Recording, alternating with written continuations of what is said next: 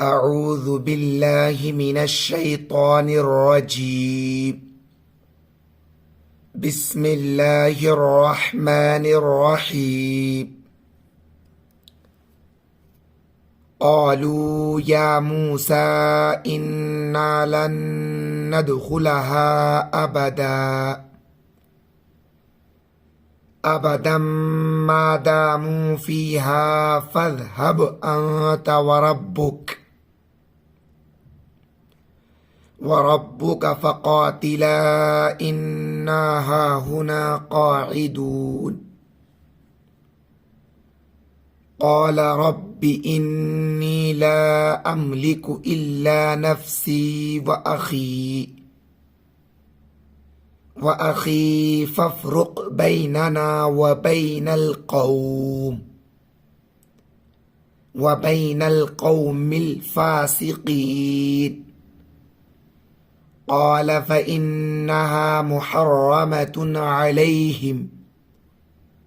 عليهم 40 سنة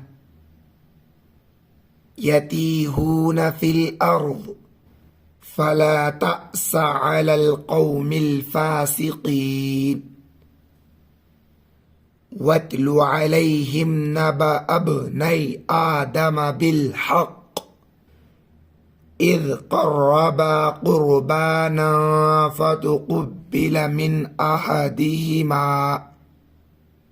من أحدهما ولم يتقبل من الآخر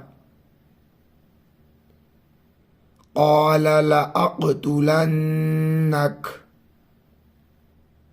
قال إنما يتقبل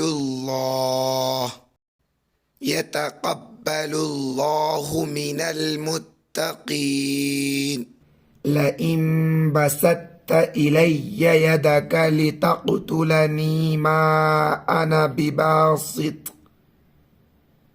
بباسط يدي إليك لأقتلك إني أخاف الله رب العالمين.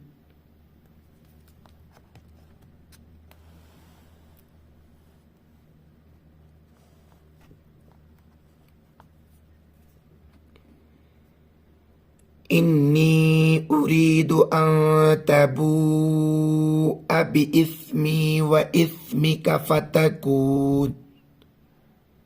فتكون من أصحاب النار وذلك جزاء الظالمين. فطوعت له نفسه قتل أخيه فقتله فأصبح من الخاسرين. فبعث الله غرابا يبحث في الأرض ليريه كيف يواري سوءة أخيه.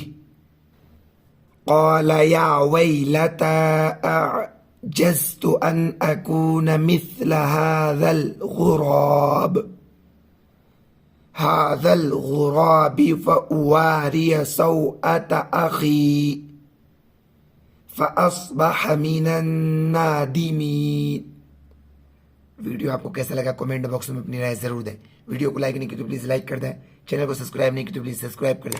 आज की वीडियो में बस इंशाल्लाह मिलते हैं फिर अगली वीडियो में।